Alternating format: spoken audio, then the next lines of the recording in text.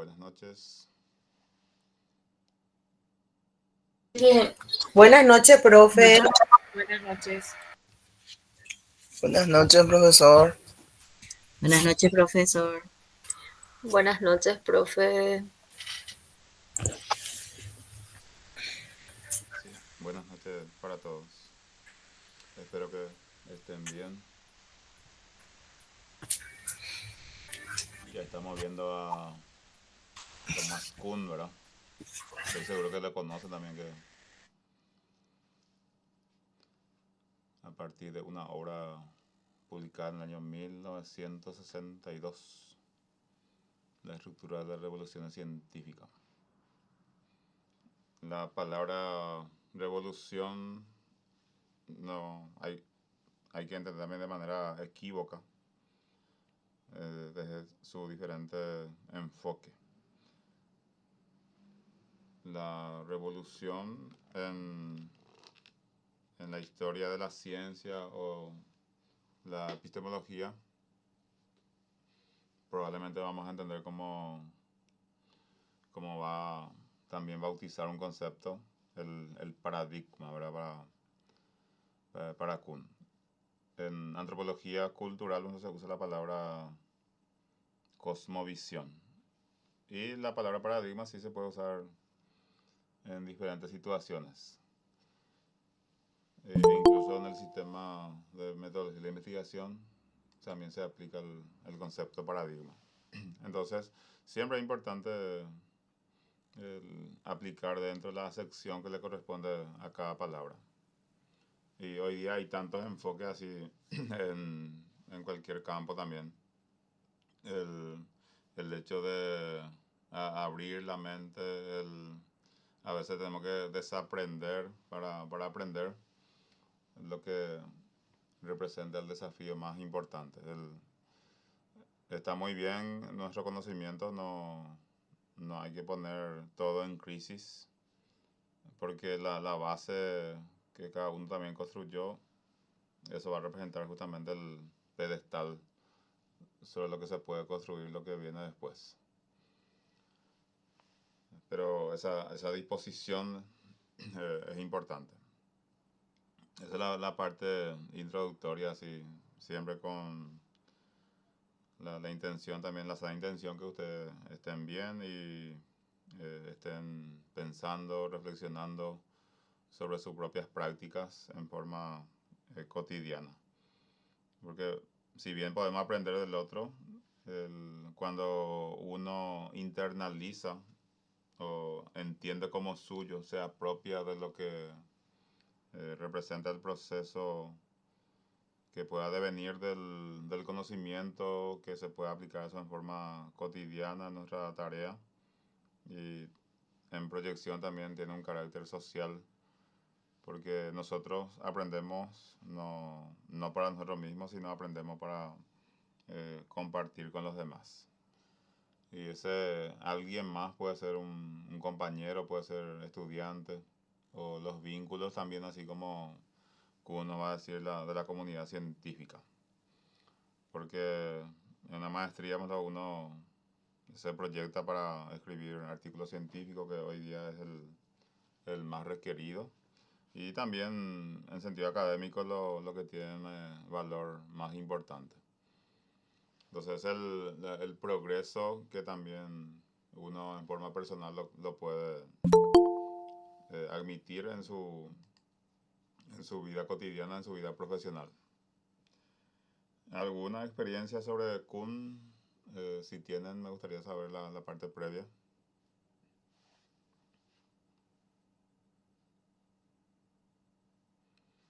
Aprendizaje previo, ¿cómo se dice? ¿Qué saben de Kuhn?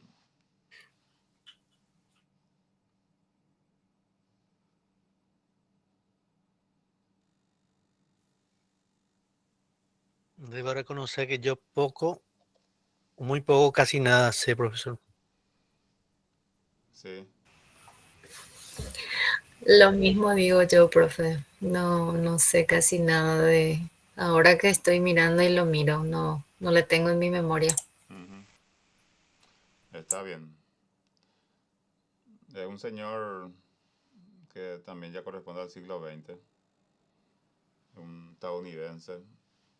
Así también como nosotros, se formó, enseñó en la universidad, eh, consiguió así algunas cátedras, enseñó teoría de la ciencia, historia de la ciencia, en su ámbito, ¿verdad?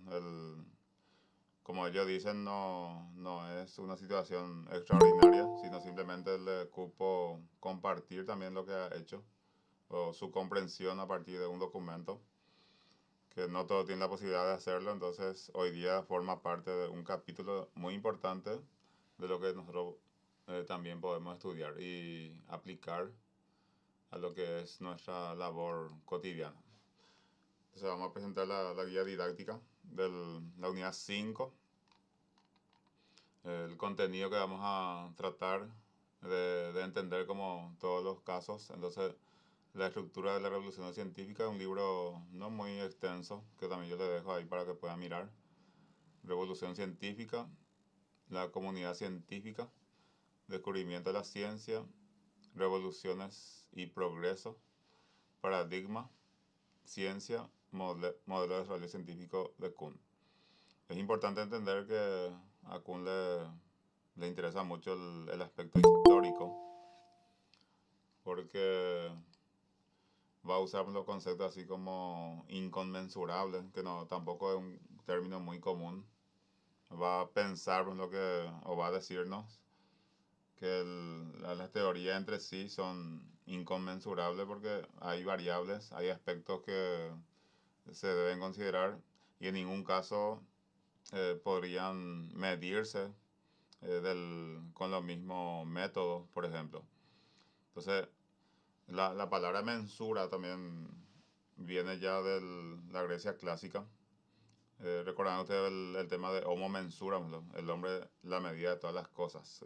Protágoras, un sofista. Los sofistas nosotros sabemos que no tienen buen perfil, porque así nos cuentan.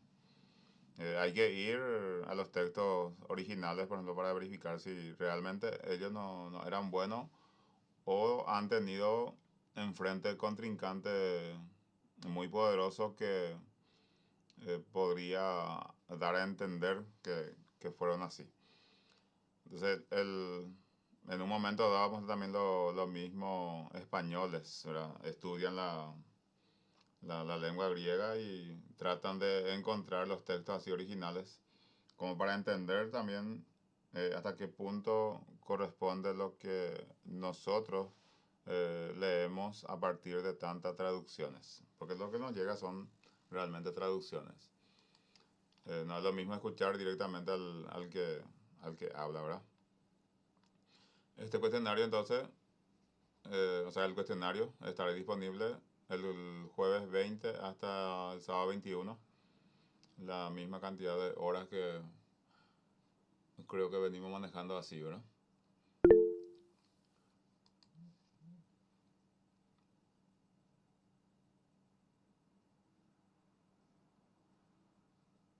A ver, a ver, a ver. Viviana.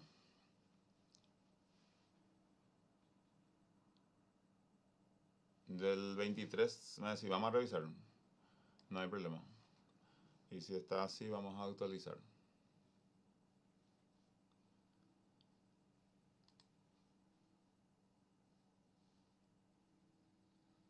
Bueno, entonces vamos a hacer la verificación de lo que dice Viviana.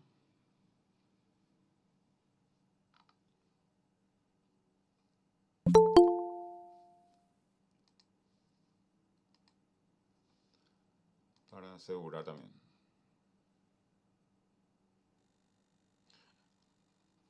Ahora ya actualizó.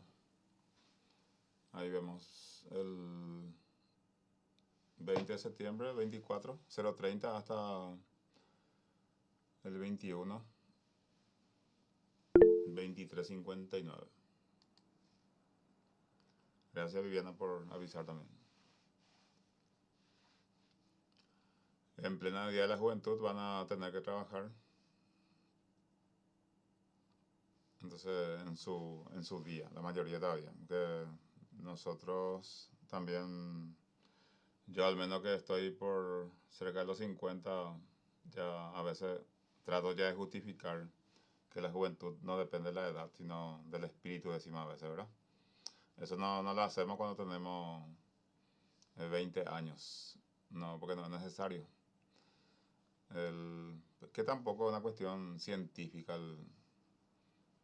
O sea, la epistemología se le pregunta a la juventud también qué significa, quizá el joven no, los muy jóvenes no sepa explicar, pero cuando nosotros alcanzamos cierta edad ya empezamos a reflexionar y ya buscamos ciertas justificaciones y lo hacemos muy de carácter científico, ¿verdad? A ver, Carlos Vera, levanta la mano, tu micrófono. Ah, sí, perdón. Olvidé de encender el micrófono. Tenemos un grupo de compañeros, una situación con la plataforma. Tal vez se deba a nuestra juventud acumulada, que es posible que no hemos estado al día con los aranceles. Entonces, nos hemos encontrado con la imposibilidad de acceder a la plataforma y estamos bloqueados. Cuando hicimos unas preguntas en el otro grupo oficial a la coordinadora, también bloquearon la posibilidad de enviar mensajes y hacer consultas. Entonces queremos hacer una situación de falsación y nosotros entendemos, digamos, la necesidad que tiene la facultad o el posgrado de percibir los aranceles en tiempo y forma, pero es posible que, como en mi caso y otros, por alguna razón no hemos podido estar al día con esos aranceles y hubiéramos esperado que de alguna manera nos den un plazo o nos avisen por lo menos 48 horas antes que seríamos bloqueados en cuanto al acceso a la plataforma. Entonces ahora nos encontramos con esta situación de no poder entrar y responder a las preguntas. Si bien yo por lo menos ya me puse al día y envié el correo a donde corresponde, a la coordinadora, al área de informática, pero nos dicen que recién en 48 horas nos van a habilitar la posibilidad de volver a entrar a hacer uso de la plataforma. Por eso, bueno, creemos que bueno, la manera como actuaron con nosotros no es la más correcta. Bueno, queremos falsar, digamos, la situación a la que nos sometieron prácticamente sin ningún aviso, por lo menos advertencia previa. Por eso queríamos ver con usted, profesor, la posibilidad de que nos concedan para este cuestionario de la unidad 4 una extensión del plazo por lo menos para lunes o martes, mientras que nos vuelven a habilitar el acceso a la plataforma.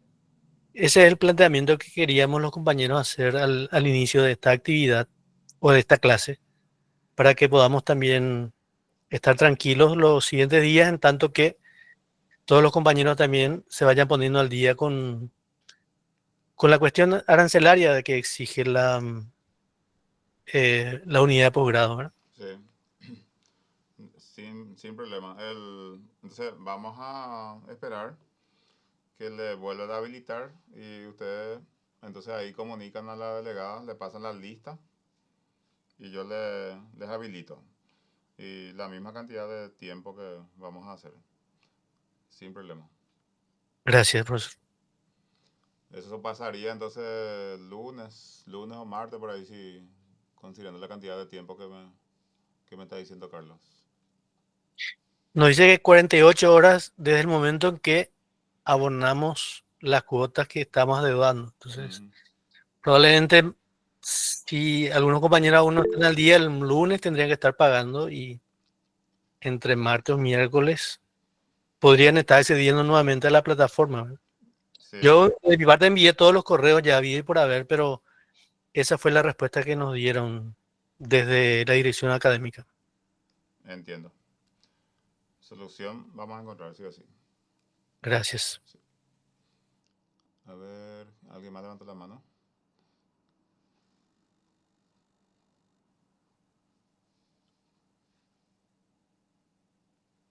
Bueno, entonces es el panorama. Cuando podemos hacer en grupo pequeño también así en la medida que se van habilitando. Andrea, Buenas noches, profesor. A modo de consulta nada más, las unidades que dependían de algunos, eso nosotros no tendríamos alguna posibilidad de poder recuperar atendiendo que justamente en la tarea de la unidad 2 también tuvimos un inconveniente con la plataforma, ¿verdad? Y en mi caso al menos ya no pude ingresar para poder ponerme al día con esa tarea, ujú, profesor. vamos a hacer algo práctico. Al terminar la clase esta noche, los que tienen inconvenientes se quedarán conmigo para ver los casos, caso por caso. ¿Está bien? Perfecto, profesor, muchas gracias. Así vamos a hacerlo particular y vamos a resolver todo. Está bien, entonces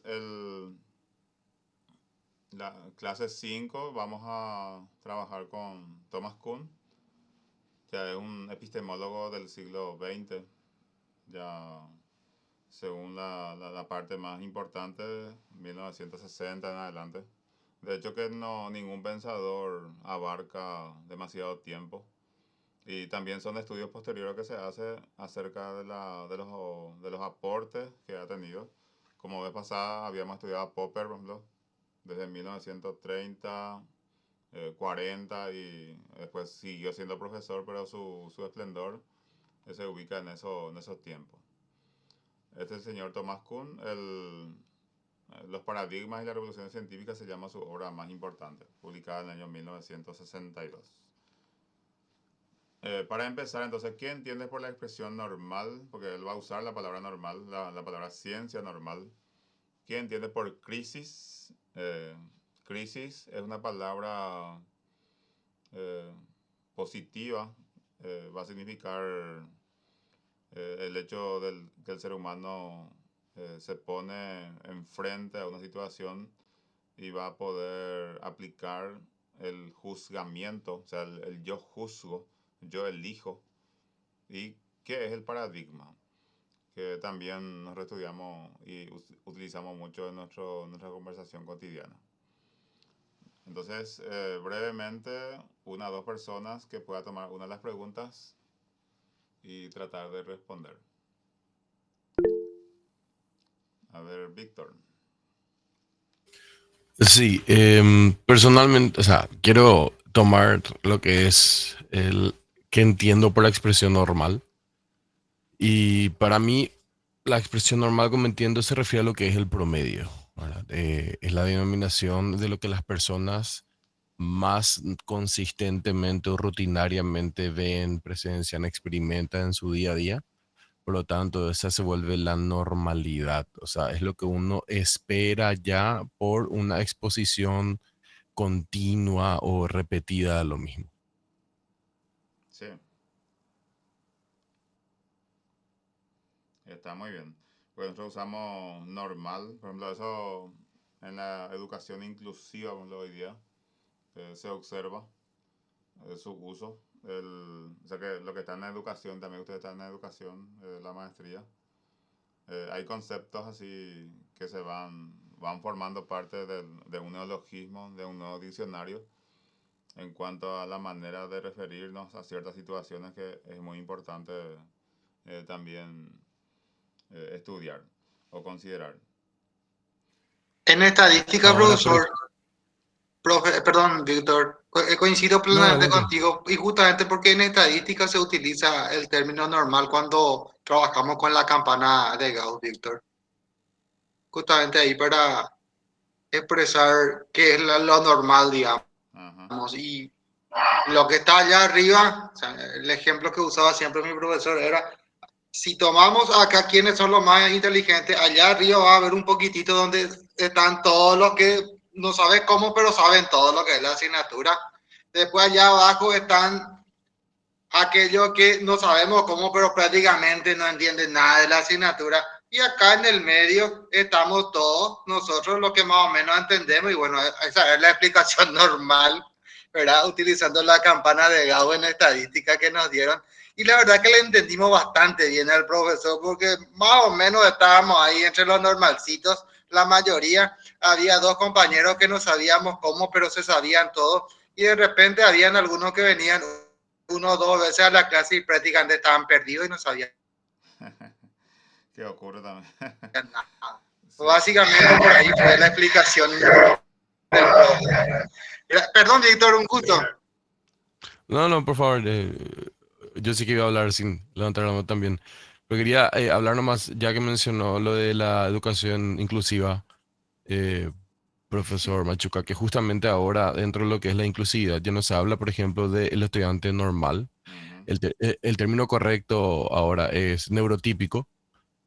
O sea, está el neurotípico y el neurodivergente. Y a mí me gusta mucho la idea, más que la palabra normal, me gusta la palabra típico. O sea, porque es como que expresa más justamente el significado de lo que yo acabé de decir que es la normalidad. O sea, es lo típico, es lo usual, es lo cotidiano, porque normalidad habla un poco así de que lo que no es normal es raro y ya toma una connotación cultural equívoca de bien y mal. Lo que no es normal está mal, ¿verdad? Y por eso ahora se habla de neurotípico y neurodivergente, que me gusta un poco, me parece más explicativo, más descriptivo, digamos. sí. Y vamos a ver qué nos dice nuestro autor también de la palabra normal dentro del campo científico. Fíjense que todo lo que nosotros decimos va a ser interpelado por la epistemología. O sea que la epistemología no es no es sinónimo de desconfianza, sino eh, va a preguntar en todos los casos el criterio. O sea, ¿qué nosotros tenemos en cuenta para llamarlo de esta manera? Y siempre también el conocimiento pues, por lo menos va a tener tres niveles. Así, por ejemplo, el tema de la pertinencia, la profundidad y la consistencia. Entonces, si se compone de esos elementos, va a continuar la conversación. Y la conversación me refiero a la comunidad científica que ellos van a establecer y a partir de un tema abre un debate y eso continúa. La ciencia misma va a presentar ciertas anomalías y esas anomalías, o sea, también combinado con una crisis, necesitan que se reemplace. En otro concepto, en otro término, lo que también decía Popper, ¿verdad? Cuando se encuentra un error, entonces ese error tiene que ser reemplazado por una mejor explicación, con una mejor hipótesis para que vaya progresando la ciencia. Le decía también que a Kuhn le interesa mucho el aspecto histórico. Entonces, ¿por qué? Porque dentro de lo que ocurre, así también como hay una corriente muy importante de, de pensamiento que refiere a la interpretación, de que en filosofía pues, siempre hay ese debate de cuál de los métodos pues, va a acercarse más al criterio de verdad. Entonces, así como la fenomenología, pues, lo que tiene solamente dos elementos, la conciencia y la esencia, pero hay que ver también cómo se produce el hallazgo a partir de la combinación de esos dos elementos, que podría quedarse solamente una cuestión idealista, pero en la parte práctica es muy difícil de que se lleve a cabo. Y otros aspectos así como el hecho de la capacidad también misma del ser humano que tiene para poder captar o aprender lo más profundo que pueda tener una, una realidad. Entonces el propio Kuhn cuenta que de haber reescrito la estructura de la revolución científica, no se habría centrado en el concepto de paradigma, sino en la comunidad científica.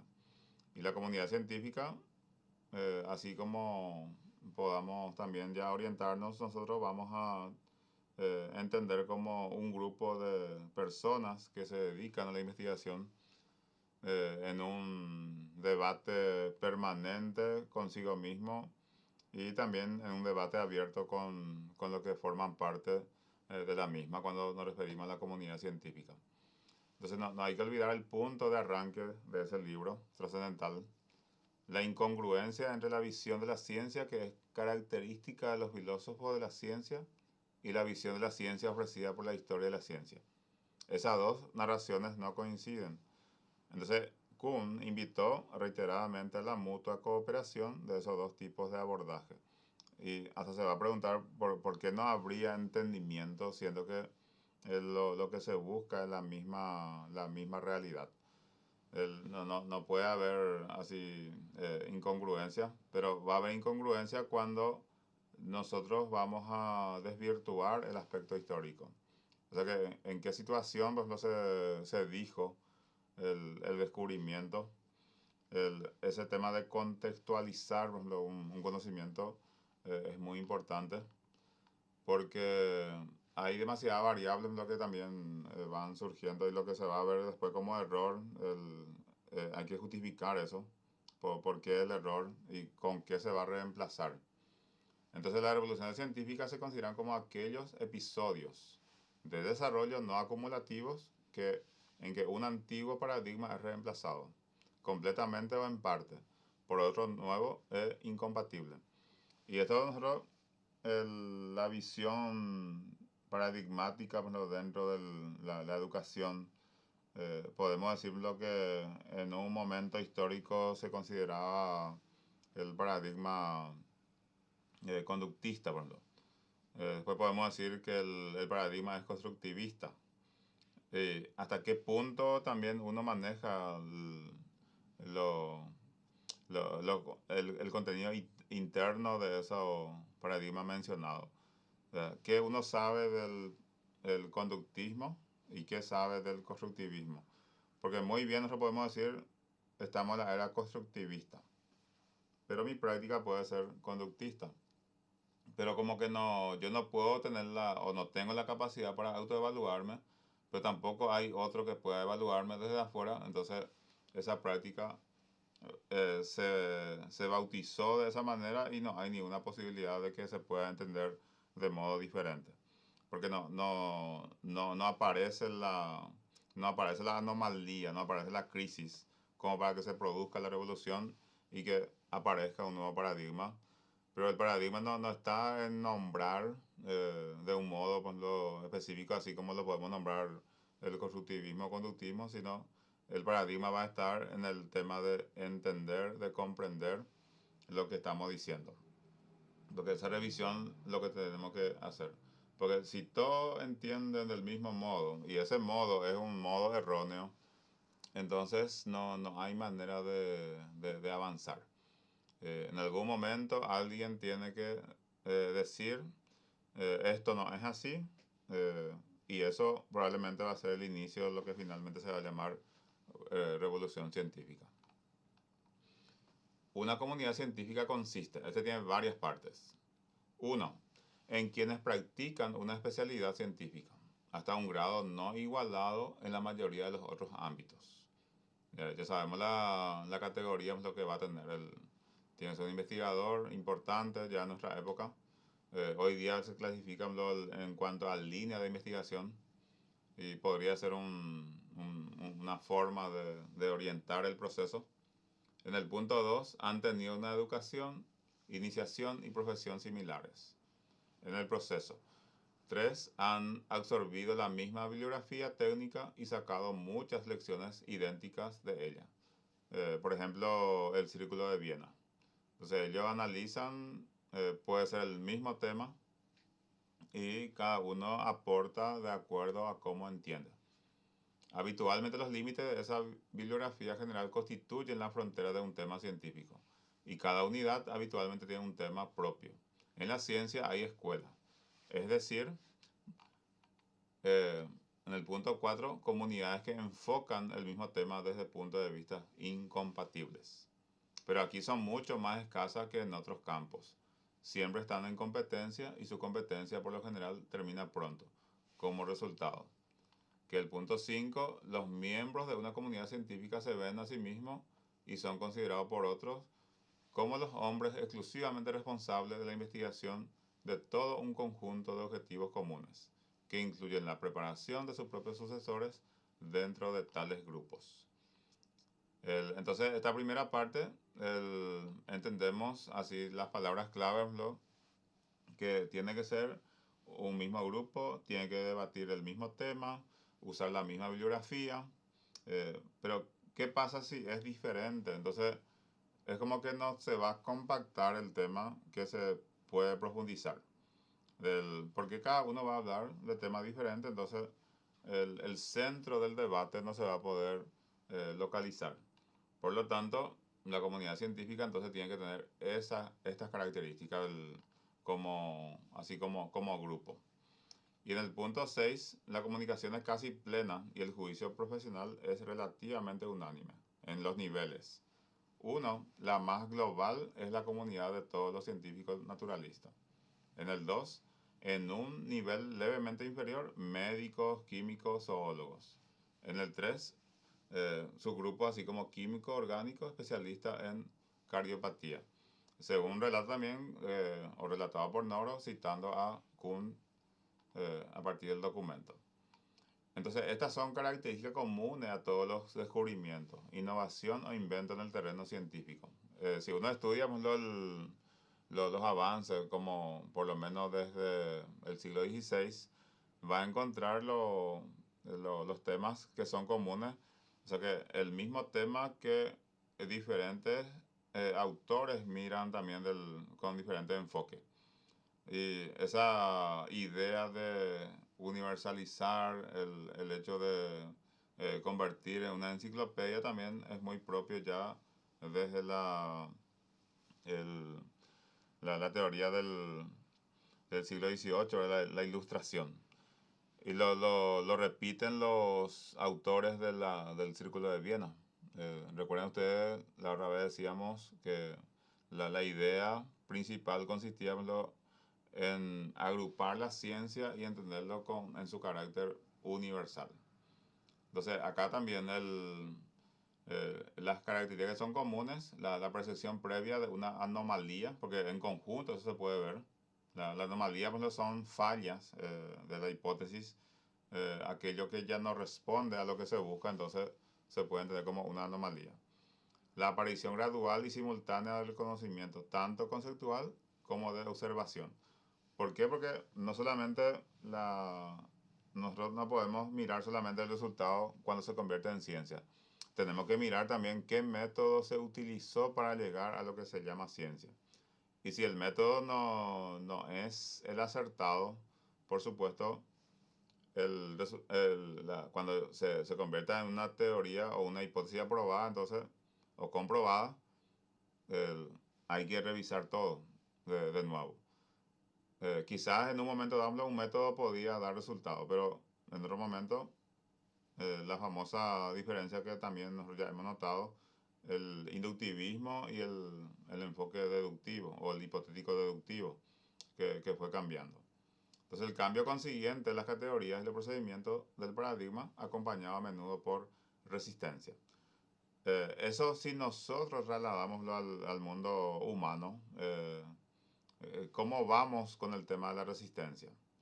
O sea que aparece la invitación para el cambio, pero el cambio hay que ver también si va a ser mejor lo que se ofrece en comparación a lo que ya teníamos. Porque si me hablan de cambio, pero el contenido de lo que me proponen no supera y no me va a ayudarlo a ser mejor eh, respecto a lo que yo venía ya haciendo, entonces no vale la pena. Pero también está el otro grupo que se va a resistir a todo tipo de innovación. El- o sea que no se usa la palabra tradición, por ejemplo, como una justificación sin revisar su contenido. Ahora, si la tradición en su interior ya no da respuesta a lo que se requiere en un momento dado, entonces hay que renovar su contenido. O sea que está bien ser, por ejemplo, eh, o defender la tradición, pero cuando la tradición ya no responde o no da abasto, entonces hay que ir actualizando. Por eso decía que el paradigma lo podía ser de un cambio total o también puede ser de cambio parcial. Esto vamos a mantener y esto vamos a dejar de lado. Descubrimiento de la ciencia. En la ciencia, el punto uno, la novedad surge solo, o sea, con una dificultad muy importante a partir de esa manifestación de la resistencia contra el fondo que proporciona lo esperado. Lo esperado, entonces, en ese contexto va a ser lo normal. Cuando hay un ajuste así de lo que se pueda demostrar. Inicialmente solo lo previsto y lo habitual se experimenta, incluso en circunstancias en las que más adelante podrá observarse la anomalía. Eso que estábamos diciendo. Y en el punto 2, la percepción de la anomalía abre un periodo en que se ajustan las categorías conceptuales, hasta que lo que era inicialmente anómalo se haya convertido en lo previsto. Es lo que pasa en nuestra vida cotidiana. Cuando nosotros vemos que todo es estable, entonces vamos a usar como sinónimo de normal, entonces no hay preocupación. Pero ¿qué pasa cuando hay cierto, vamos a decirle, desequilibrio en cuanto al comportamiento del proceso? Entonces a eso vamos a llamarle la anomalía. Y eso se va a mirar con una preocupación, pero tiene que ser con una ocupación porque se tiene que trabajar los términos científicos como para que se pueda ajustar la investigación que se venía haciendo hasta ese momento. ¿Por qué? Porque en ese momento ya no responde. Y en diferentes campos eso se va a aplicar. Cuando ya no responde, entonces tiene que buscar otra manera.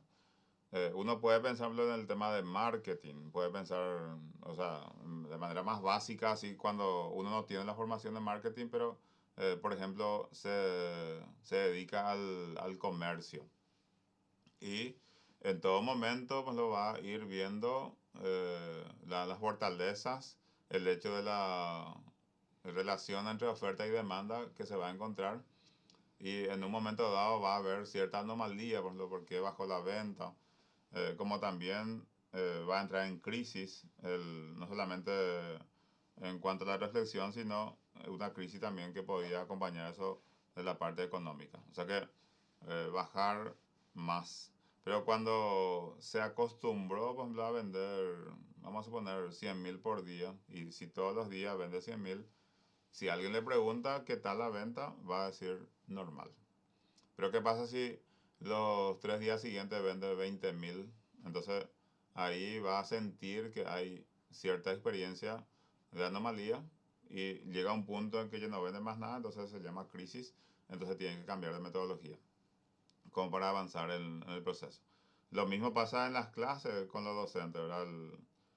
Si yo hago siempre lo mismo y noto que no tengo éxito con mis estudiantes, entonces esa es una anomalía. Y tenemos que ser capaces de ver la anomalía eh, no hay problema que se convierta en crisis, pero yo tengo que empezar a revolucionar para convertir otra vez en ciencia normal mi práctica o sinónimo de ciencia normal a partir de una revolución. Eso sabemos que no va a ser permanente. Va a tener el mismo círculo que vamos a ver enseguida, como nos presenta Kuhn en su devenir.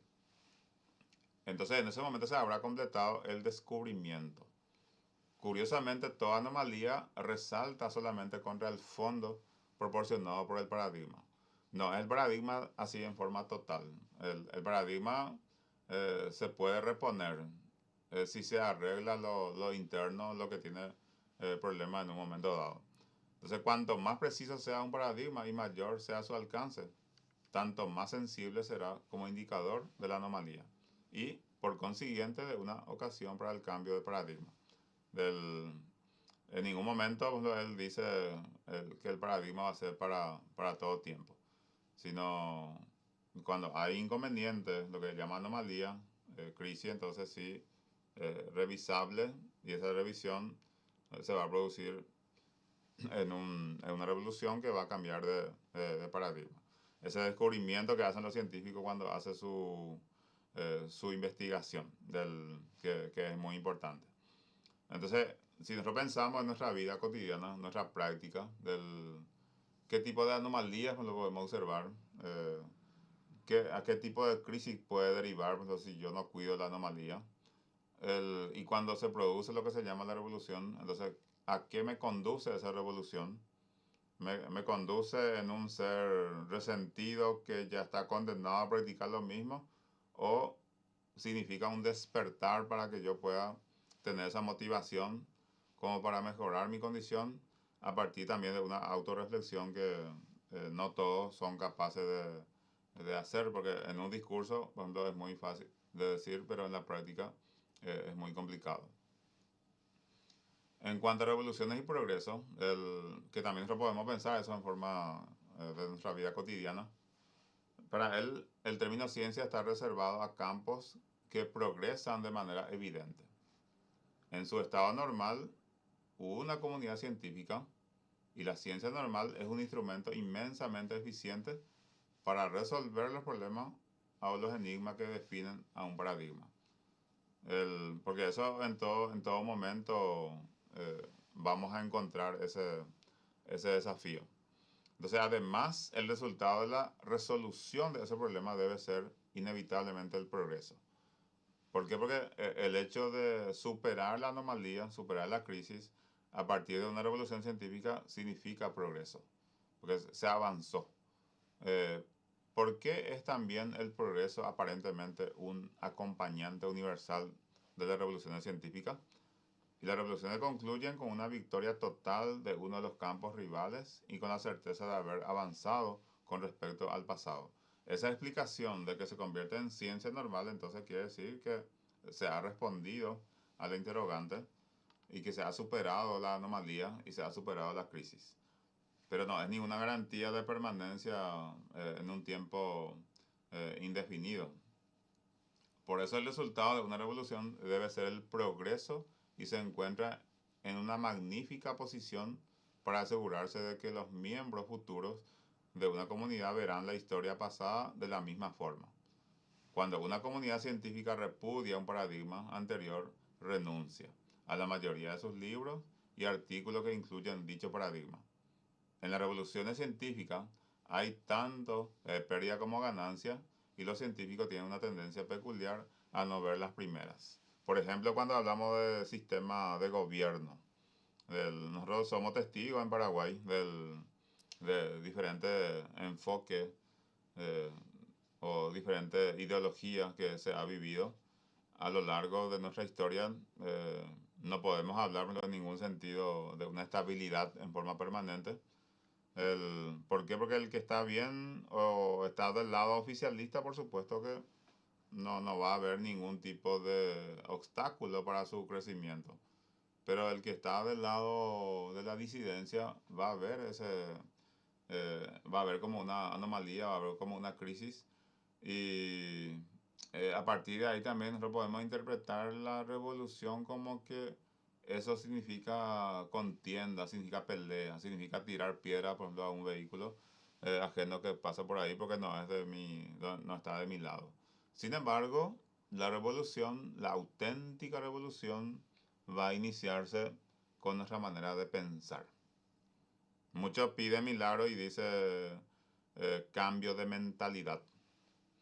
Y el cambio de mentalidad no se logra así como así. Lo que tenemos que trabajar nosotros es la mentalidad de cambio. Y a partir de ahí podemos pensar que el cambio es posible. Fíjense que el concepto preferido el caballito de batalla de nuestros politiqueros en Paraguay es el cambio. Vamos a cambiar, nos dice. La gente no pregunta qué significa, qué contenido tiene el cambio, pero le gusta escuchar al, al pueblo, como uno usa un término muy identitario, muy antropológico, como para conquistar la voluntad de manera temporal, porque en realidad es temporal, porque eso se va a olvidar 364 días del año y solamente un día uno va a ir a sufragar y después es todo lo mismo, ¿verdad? Y las ideas también que se nos plantan o implantan, que eso puede ser dentro de la educación formal que se establece en un contexto, porque no hay que olvidar que el currículum eh, en sus niveles de concreción se desglosan de la filosofía de la educación como también de la política educativa de un país. Entonces, nada así para lo que organiza todo esto, eh, no hay que entender que no está planificado. Nosotros que solamente muchas veces estamos para cumplir, sí podemos mirar que hay un descontrol, hay una falta de planificación. Pero quizás esa forma que nosotros entendemos la falta de planificación es lo que conviene también a lo que tiene la intención de perdurar en el poder, porque ese concepto paradigmático que se tiene en toda situación. Finalmente, es oportunidad mencionar que es la comunidad científica la que acompaña y determina este progreso de la ciencia, para no dejar las revoluciones y los paradigmas en manos de otros poderes, aunque a veces son otros los poderes los que alientan o desaniman los cambios de paradigma. La revolución científica, el irremediable y necesario progreso de la ciencia. Y acá hay un concepto que nosotros no mencionamos, que es la ideología, que también diferentes autores han tratado de hacernos entender del... Y hay autores que sí les gusta la palabra ideología y otros autores que no les gusta la palabra ideología. Entonces, lo que nos queda decirnoslo en cuanto a un sistema educativo, a un sistema político, no todos son capaces de ver lo que defiende ese sistema político o ese sistema educativo. Nosotros escuchamos, la gente dice, por ejemplo, la reforma educativa no desarrolló su contenido así basado en su investigación, sino tomó programas de otro país, vamos, se dice. Ahora hay que ver los criterios en cuanto al razonamiento que nosotros encontramos a partir de la investigación que hemos realizado para confirmar en qué nos basamos para decir una situación de esa naturaleza. Es una repetición, es una réplica de lo que nosotros escuchamos, forma parte de nuestra investigación, por eso afirmamos una postura tan importante. Ni siquiera ponemos dentro de una anomalía y mucho menos dentro de una crisis, sino lo convertimos en paradigma con mucha facilidad. Esa desconfianza que también puede tener diferentes aristas. Ahora, cuando una situación no está fundada, entonces hay inconvenientes. O sea que nosotros no podemos, por ejemplo, pensar construir un porvenir en la educación como corresponde dentro de un escenario de desconfianza, sino tenemos que construir dentro o sobre la base de propuestas así viables, que tiene que ser lejos de criticar y ver solamente lo negativo. Entonces también tenemos que proponer y proponer situaciones ejecutables y que también tengan carácter social. Entonces nuestra hermenéutica tiene que ser mucho más profunda cuando usamos la palabra hermenéutica como una interpretación. La verdad de la ciencia es la verdad de cada ciencia y se trata de una verdad distinta de las verdades religiosas o de las verdades filosóficas. La verdad de la ciencia es progresiva, nunca definitiva. Término de Kuhn. Es histórica, no estable. Es acumulativa, no única. Es abierta y no sistemática y cerrada. O sea que siempre queda la ventana de llevar adelante otro tipo de investigación. Es fruto de consenso porque se desarrolla dentro de una comunidad científica y de confirmaciones. No tiene validez para siempre. Es construcción común, valora el pasado, vive del presente y confía en el porvenir. Porque cuando se construye bien lo que se hace en un presente, por supuesto que eso se basó en un pasado. Y cuando hay una estabilidad en el presente, entonces hay también una confianza en el futuro. Eso pasa con los proyectos educativos que son, y naturalmente tienen que ser así, a largo plazo. Nosotros no tenemos que condicionar un proceso educativo a las banderías políticas. Acá se cambia el presidente y echa por tierra todo lo que el otro anterior ha hecho. Y no solamente eso, sino también va a agregar de que no tuvo ningún acierto y a partir de acá sí va a tener una dirección como corresponde. O sea, la educación utilizamos también en nuestro país pero como un rédito así de la politiquería.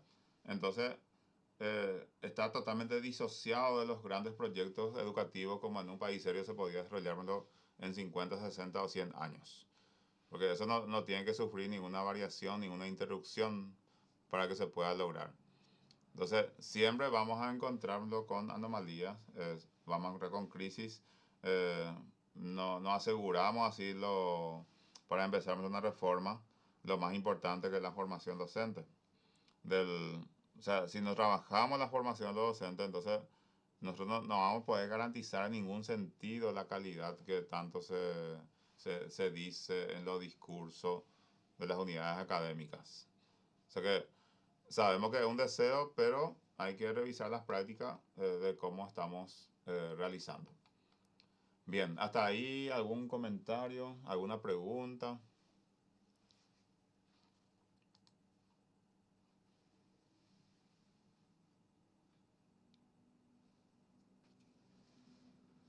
Todo lo que Te así estamos me siguiendo, dicen. profe, te estamos siguiendo. Sí, Una pregunta, profesor. sí. ¿Este razonamiento de Thomas Kuhn no conlleva en su base el pensamiento de la dialéctica trascendental de Hegel? Y algo habrá tomado. O sea que es como el círculo de Hegel es más pequeño, ¿verdad? Pues el tema de la tesis, antítesis, síntesis. Esa síntesis vuelve a ser tesis. O sea que tiene tres elementos eh, nosotros podemos también eso vincular con la realidad. Y lo mismo pasa también y cierto, lo que decís, una muy buena relación. El, el tema de la revolución científica que vamos a ver enseguida, eh, una ciencia normal que presenta anomalía, crisis, la revolución, nuevo paradigma, así va. Es un círculo un poquito más grande, pero tiene algo que ver. Ahora, la diferencia sería el aspecto idealista que le da Hegel y Kuhn el aspecto más realista que le da. ¿Por qué? Porque encima que es mucho más social en su enfoque, porque él se apoya en la comunidad científica. Sin embargo, Hegel no se apoya en la comunidad científica. Es una percepción o una filosofía idealista que de hecho que sirvió eso también como modelo a posteriori, pero en el campo de la educación tiene menos aplicación. Pero sí tiene relación, eso sí no podemos negar. Acá justamente tenemos revolución y progreso. Podemos mirarlo de arriba. Lo costaba también al mismo tiempo. Ahí la ciencia normal está a la derecha, progreso acumulativo a la izquierda. Dentro de las líneas está paradigma aceptado, resolución de enigmas, anomalías. La anomalía lleva a un estancamiento que es la crisis, ahí entonces hay una obligación de buscar nuevas respuestas, nuevas teorías y reformas del paradigma. Los costados tenemos ruptura y cambio, ciencia revolucionaria. Y en el medio tenemos incompatibilidad de paradigmas. Eso hablaba de lo inconmensurable. Y a partir de ahí surge ya el nuevo paradigma. Y ahí vamos a llamarle inicio de un nuevo ciclo. Y siempre va a tener ese control,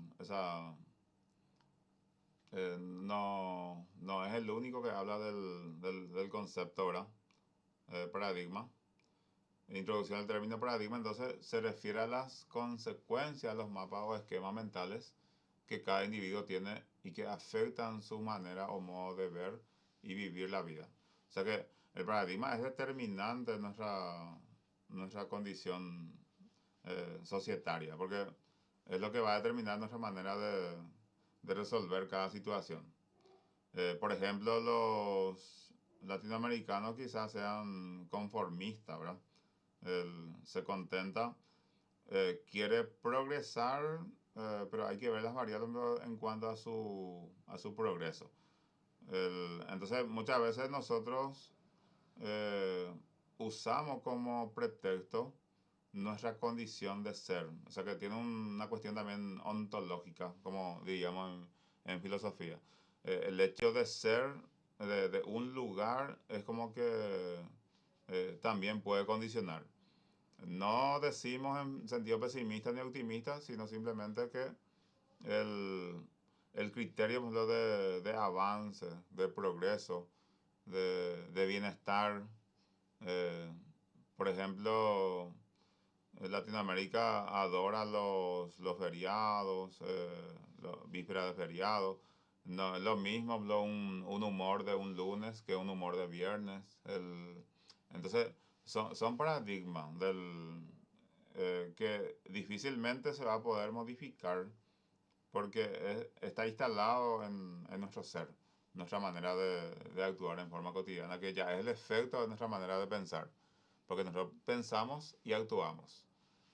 Por ejemplo, Platón ya usaba probablemente esta palabra y, y tal vez signifique lo mismo. Ahí está Kuhn, está Barker, que también explica de modo entendible lo que nosotros entendemos paradigma. Entonces, ¿cómo es el paradigma científico según Kuhn? Ofrece una nueva definición de paradigma, considerado ahora como la serie de prácticas propias de una disciplina durante un tiempo determinado. Y dice, considera a los paradigmas como realizaciones científicas universalmente reconocidas que, durante cierto tiempo, proporcionan modelos de problemas y soluciones a una comunidad científica, afirmaba el filósofo y científico.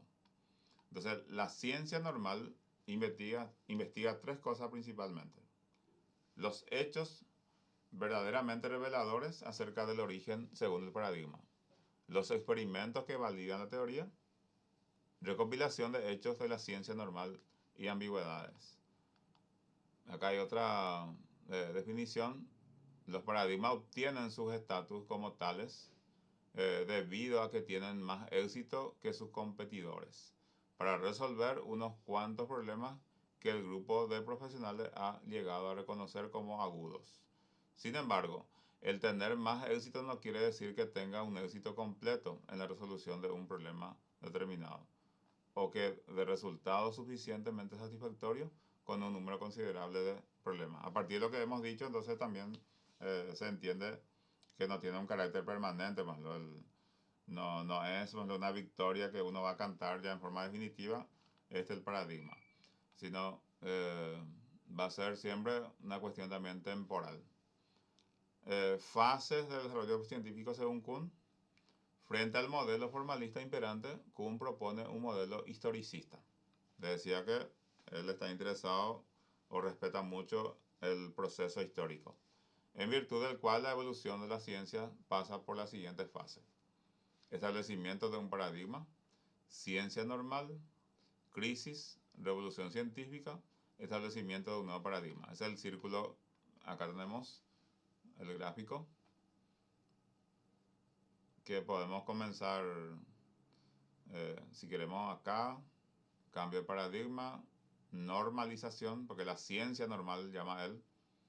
Esto por un tiempo sí va a responder a toda la exigencia. Después se va a empezar a mirar o ver algunas debilidades que se llaman anomalías. Estas anomalías no se pueden reparar, se intenta reparar, pero no, entonces se convierte en crisis del modelo. Cuando esto entra en una profunda crisis, entonces aparece la revolución. La revolución va a significar cambio, justamente el cambio de paradigma, y así gira. Normalización, anomalía, crisis, revolución. Es como cuando nosotros tenemos manera de resolver una situación. Hay veces que ya no responde a eso. Hoy pues, el trato del adulto con el niño, con el joven, ya puede presentar ciertas anomalías, ciertas crisis. Entonces, hay una revolución, el adulto se tiene que adaptar a la manera de ser del niño como para que se pueda comunicar con él. Entonces hay un nuevo paradigma hoy, el abuelo se tiene que adaptar a la manera de ser del niño si quiere comunicarse con él. Porque vio que el niño no se va a poder adaptar a su manera de ser. Tampoco le va a tener en cuanto a su concepto de época. Eh, Va a aparecer nuevo concepto como que todo lo que no le cause así momento agradable va a decir aburrido. Y la palabra aburrido cuando no es un estado, no es negativo. No se tiene que preocupar, por ejemplo, ustedes cuando un estudiante en su clase le dice estoy aburrido o tu clase es aburrida. ¿Por qué? Porque ya es una postura, una situación, es un punto de vista y más todavía porque se anima a decir. Entonces no es que yo voy a ser el autoritario y le voy a invitar a salir de mi clase porque me dijo que mi clase es aburrida, sino eh, le voy a felicitar porque asumió una postura, entró en una crisis, una anomalía, una crisis y hace una revolución porque le dice al docente quizás lo que... Pero ¿cuál es el inconveniente? El inconveniente es que yo no tengo alternativas. O sea que ese aburrimiento, ¿con qué yo reemplazo? ¿Con qué asocio? ¿Con qué voy a... cómo salgo de la crisis? ¿Cómo convierto en revolución científica para que el paradigma sea diferente? Si vamos a hacer lo mismo, entonces tampoco vale la pena. Va a ser un simple proceso que no va a tener un círculo como lo que le estamos experimentando en Kuhn. Entonces, volviendo al texto, la ciencia es el resultado de un conjunto de acontecimientos que han tenido lugar a lo largo de la historia, tanto si han sido acertados como si no. Cada uno de los métodos y de las teorías científicas han contribuido a levantar el edificio del saber, la arquitectura del saber. Entonces, la misión del historiador es, por tanto, contextualizar cada uno de los hechos, por un lado, y por el otro, determinar qué errores o prejuicios han dificultado la acumulación de los datos. Y eso eh, también se partidiza, pues, porque no, el que vino después es de una idea o una ideología contraria, entonces por supuesto el sesgo otra vez se encuentra en que yo voy a echar por tierra todo lo que hizo, lo que dijo el otro, porque no es no es la misma ideología. Entonces, tampoco eso sirve porque el, a veces nuestro odio eh, habla y no habla la razón, no habla la realidad. Entonces tampoco vamos a resolver. Bien, la revolución científica consiste en la sustitución de un paradigma antiguo por uno nuevo e incompatible con él, debido a que el que existía ya no funciona. Eso podemos ir pensando también en nuestra vida cotidiana, cómo podemos aplicar. Pero ¿realmente es así o simplemente yo no estaba de buen humor, por eso dije que ya no funciona? Por eso que esto asocia a una comunidad científica. Porque hay varios pensadores que va a resolver. No es una persona en forma particular, en forma egoísta, lo va a poder hacer. También presenta de esta manera como el paradigma científico según Kuhn. Fase 1 precientífica, aceptación de un paradigma. Fase 2, ciencia normal, reina por un tiempo así, después aparecen las anomalías, el nuevo paradigma, y la fase 3, la ciencia revolucionaria. Eso otra vez va a circular en el mismo sentido hasta cantidad innumerable de veces. La nueva ciencia de Kuhn, la historia normal, dice Kuhn, no es más que una acumulación de datos y este constituye el principal error y provoca una imagen desvirtualizada de la misma. Si se considera a la historia como algo más que un depósito de anécdotas o cronología, puede producir una transformación decisiva de la imagen que tenemos actualmente de la ciencia. De hecho que también con la posibilidad, se fue superando porque los métodos también fueron más ya exigentes, por lo tanto también que las respuestas van a ser de diferentes categorías ya que supera la anterior. Entonces todas las teorías científicas, aún las que han quedado obsoletas, han sido de una lógica aplastante en su momento y han colaborado al avance en el terreno científico. Ya no se puede desvirtuar. También por eso que el contexto hermenéutico que valora la historia, valora la cultura en un momento dado. ¿Por qué? Porque era lo mejor que se podía hacer en ese momento. Entonces, y la historia de la ciencia no es una recopilación de datos, sino cambio de paradigma a lo largo del tiempo. Este cambio de paradigma también provoca revoluciones históricas. Pero siempre hay que mirar entonces en un sentido así objetivo. Otro modelo de desarrollo científico de Kuhn, ciencia inmadura, ciencia normal, crisis científica, revolución científica, ciencia extraordinaria. Lo mismo un poquito más completo, lo que ya dijimos. Y para pensar entonces, ¿qué orientaciones nos puede dar el paradigma? Una pregunta que yo le dejo a ustedes y podemos escuchar unas opiniones.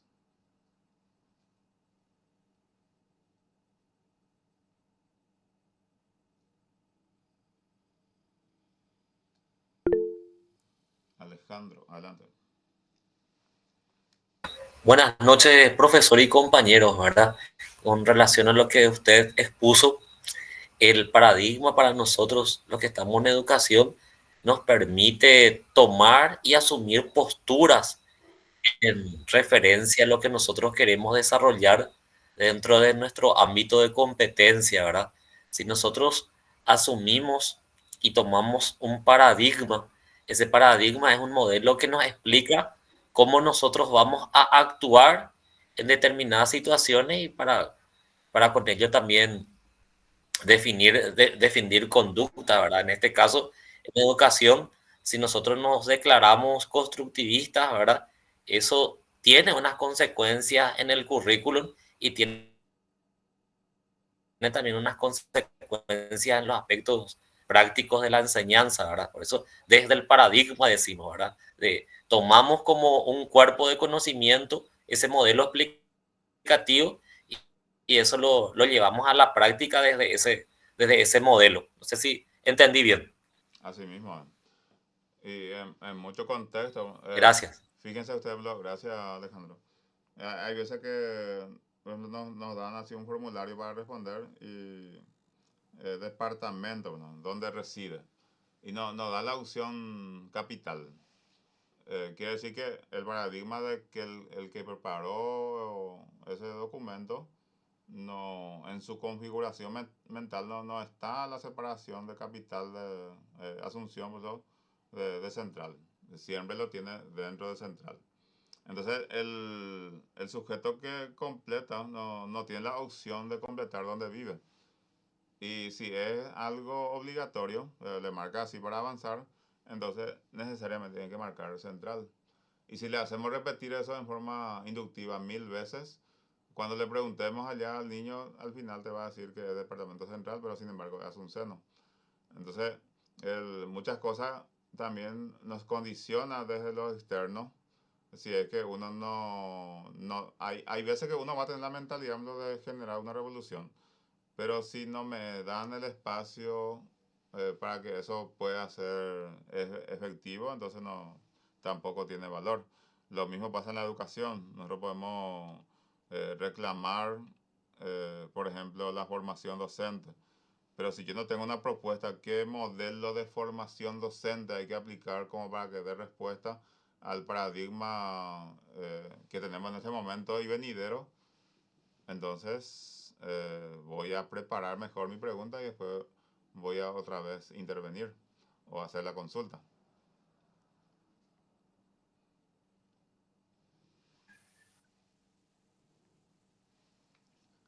Carlos, adelante. Bueno, estaba pensando lo siguiente. Por ejemplo, en el campo de la educación, un paradigma educativo establecería las bases y las reglas de cómo llevar la enseñanza y el aprendizaje.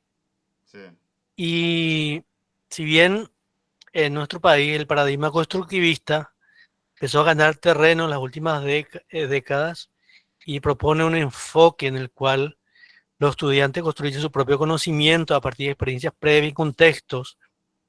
Em, Aparentemente este pensamiento queda, capaz que queda en un círculo muy estrecho de pedagogos o de pensadores o autoridades de política educativa, porque, por ejemplo, mis hijos entran acá en Capiatá en una escuela pública y yo, por ejemplo, para el aprendizaje de la lectura, de la matemática, de ciencias naturales o cualquier disciplina, eh, yo miro sus materiales educativos y, por ejemplo, por decir, mi nena de 7 años que está aprendiendo a leer, utiliza el librito de Semillita que yo utilizaba en 1977, sí, cuando mi mamá era mi profesora. Entonces, obviamente, si en esa época se utilizaba un esquema o una forma de eh, un paradigma conductista o conductivista para enseñar a leer, ellos lo siguen aplicando, o sea, los docentes lo siguen aplicando en su mayoría con esa misma metodología, si bien se quiso introducir como anomalía, digamos, un modelo diferente, un paradigma diferente para el aprendizaje, se sigue repitiendo lo que se hacía hace 50 o 40 años atrás. Entonces yo me pregunto, ¿cuán efectivo puede ser en la práctica, digamos, tratar de introducir modelos diferentes de pensamiento y de acción en el ámbito educativo si finalmente los educadores en su mayoría van a seguir implementando los mismos paradigmas de un modelo anterior? sí, ciertamente. Y eso, como dice Morín, la cuestión educativa es muy compleja. Hay demasiadas variables que hasta se puede decir en un contexto de descontrol de, desde la formación docente, del interés del estudiante, los materiales que se utilizan, hasta qué punto se hace esa bajada de información en cuanto a los propósitos de la educación paraguaya. Y una cosa es hacer la bajada y otra cosa es la comprensión de quienes van a ejecutar. Y si vamos a llamar de una manera, ¿cuál es el perfil que le corresponde a cada uno? Por ejemplo, en un paradigma constructivista, el docente, nosotros sabemos repetir que el docente es el facilitador, el orientador, el guía, el que genera el impacto en la mente del sujeto que aprende. Y el estudiante es aquel que toma la iniciativa en cuanto a la construcción de su aprendizaje. Entonces la pregunta va a ser, en todos los casos de los protagonistas de este proceso, ¿será que estamos en condiciones, por ejemplo, primero de saber cuál es nuestro compromiso? Y en efecto, si somos capaces o seríamos capaces de cumplir con esos ideales. Entonces, podemos nosotros como recitado decir, como les decía, que somos constructivistas, que yo soy el facilitador, el guía, el orientador. Pero ¿qué pasa si yo tengo un grupo que no me responde? un grupo de estudiantes que no asume el compromiso por ejemplo, de la construcción de su propio aprendizaje.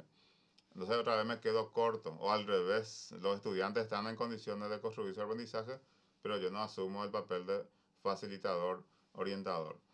Lourdes. Profe, ahí por ejemplo, ahí como dice el compañero Carlos, el paradigma, tendríamos que saber, por ejemplo, qué es lo que, o sea, vendría a ser como un propósito. ¿Cuál sería el propósito de, o el paradigma que utiliza de repente el profesor que, o la profesora o el educador que está utilizando ese libro de antes, ¿verdad? El que mencionó el compañero Semillita? Uh-huh. Porque ahora, por ejemplo, con el tema de la inclusividad, de repente darle a un niño un libro que no aparece con imágenes, hablamos de de lo concreto. De repente el libro, por ejemplo, demuestra imágenes que Sí. que algunos libros no, no muestran, ¿verdad? Y en el primer grado, por ejemplo, que tiene que ser sincrético. Uh-huh. Y entonces todo es sincrético. Y todo para que el niño pueda, digamos, internalizar, tiene que tocar, tiene que ver algo concreto y entonces desde esa óptica, digamos, tenemos que saber cuál es el paradigma que el ejemplo, el modelo o el propósito, digamos, ¿verdad? En este caso, que utiliza la profesora, ¿verdad? O el profesor al aplicar otra vez ese libro de antes, Sí, digo yo. claro. Ese es mi aporte. Quizás esos materiales lo pueda responder a lo que uno no busca, pero hay o sea que el mismo sistema hizo entender que eso tenía una anomalía, entró en crisis. Entonces, ¿qué reina hoy en los colegios? Reina el cuadernillo. Exactamente. Entonces, los cuadernillos representan la tendencia y el paradigma de lo que... ¿Por qué? Porque finalmente no es había sido el constructivismo, sino es la otra tendencia de la posmodernidad. ¿Qué Sí, significa eso? Que nosotros buscamos lo fácil, lo rápido y quizá también lo placentero porque hay poco esfuerzo. Yo no digo que hacen todos los docentes, pero a mucha gente es muy cómodo adquirir los cuadernos, o mandar a comprar a los estudiantes, decirle tal página van a responder y yo le puntúo. eh, pero el momento que yo evalúo lo que se aprendió, porque ¿qué es lo que estamos haciendo? Transcribir lo que está en una página antes. Y del mismo modo se pregunta y así se transcribe. Bueno, ¿qué se valida? Y se valida lo que el estudiante es capaz. Y ese estudiante va a tener todito 5 al final, de sí, punta a punta.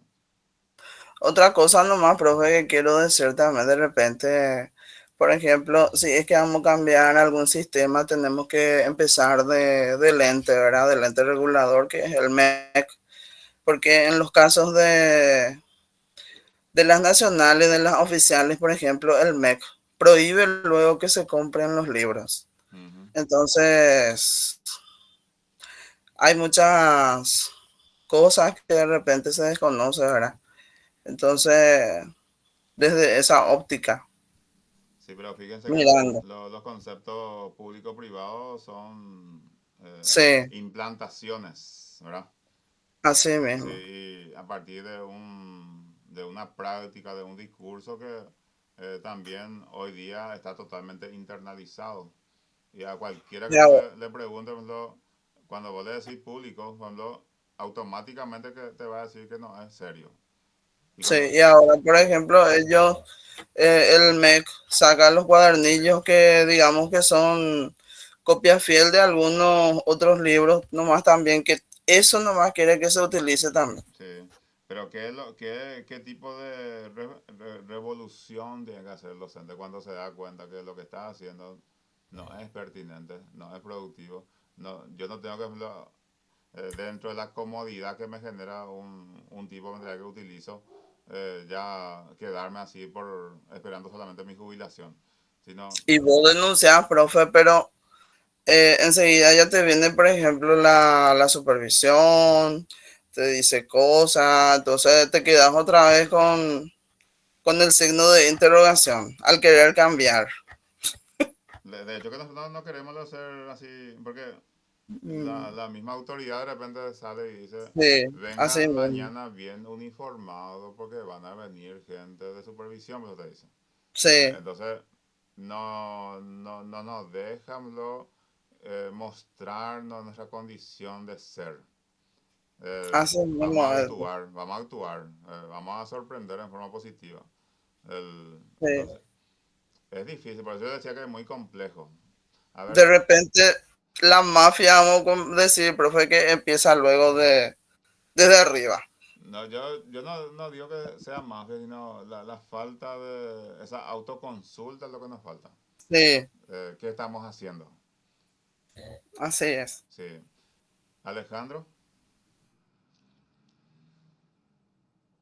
Para aportar al debate, profe y compañeros, que es lo que estaba hablando Carlos y Lourdes, el problema que frecuentemente vemos es la reducción que se hace del paradigma conductivista y constructivista a técnicas. Ese es el problema que particularmente yo veo dentro del ámbito pedagógico de lo que recién estamos iniciando en la docencia.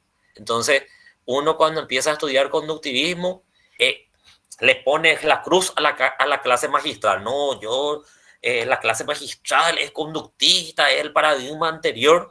No, yo soy constructivista y voy a empezar a trabajar colaborativamente y yo me asumo como constructivista, entonces hago los grupos de trabajo, le paso el cuestionario, responden el libro y ahí yo me defino como constructivista y el cuestionario es copia fiel del libro. Entonces, yo creo que en la parte de didáctica, sobre todo en didáctica universitaria, se tendría que haber profundizado mucho más ese reduccionismo que nosotros les hacemos al paradigma conductivista y al paradigma constructivista, porque tampoco no podemos ser Frankenstein, de decir que somos eclécticos. No, cuando yo estoy tomando la lista, cuando estoy tomando un examen, yo soy conductivista y cuando le estoy dando un proyecto, yo soy constructivista, ¿verdad? Entonces, sería interesante este tema porque es muy apasionante hablar del cuide de la cuestión y entender bien desde la perspectiva de Kuhn lo que es el paradigma y la revolución que produce, ¿verdad? mm, Porque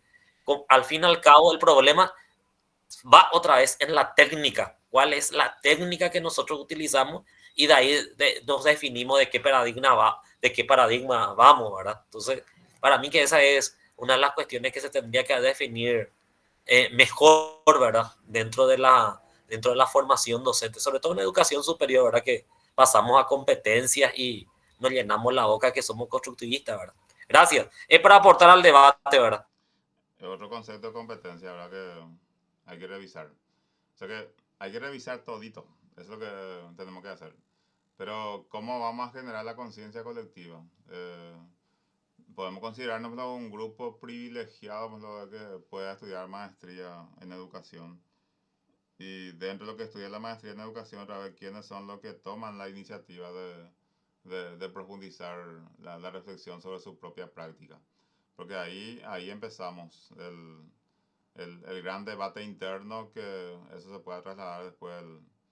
Entonces, es difícil cuando no hay un norte así consensuado como podía establecer Kuhn, porque las decisiones son colectivas en el sentido de la comunidad científica lo que decide. Y otra virtud es que no se casa con ninguna idea. Cuando deja de responder, entonces eso tenemos que soltar. Tenemos que buscar otra manera de resolver la situación.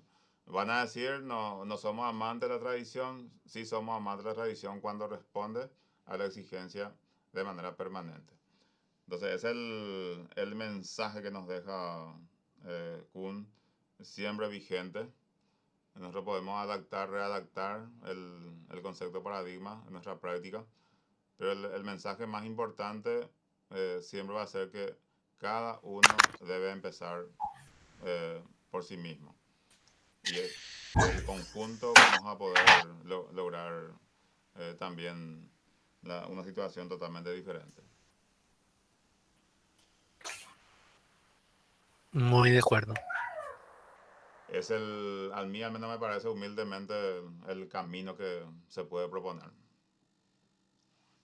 Y vuelvo a decir, el grupo que tiene esta posibilidad de autodebatirse cuando no tengo sueño porque me interpela cualquier situación de mi propia práctica, lo que no significa que estoy haciendo malas cosas, sino tengo que ser capaz nomás de preguntarme en todo momento, de manera permanente, cuál es el ímpetu que yo le pongo a mi propia práctica y la profundización también de generar una anomalía, una pequeña crisis también dentro del ambiente que eso puede generar disgusto en un principio, pero también se puede convertir en un jardín muy significativo dentro del contexto que puede marcar la diferencia en corto plazo.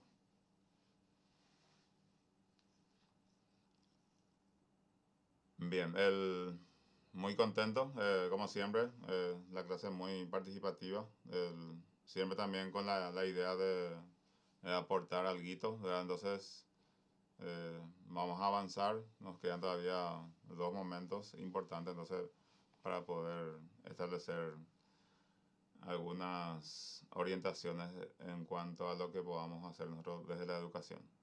Muchísimas gracias a todos. Se quedan conmigo, entonces lo que tienen dificultad para poder ver qué podemos realizar. Muchísimas gracias. Gracias a vos, profesor. Gracias, profesor. Gracias, profe.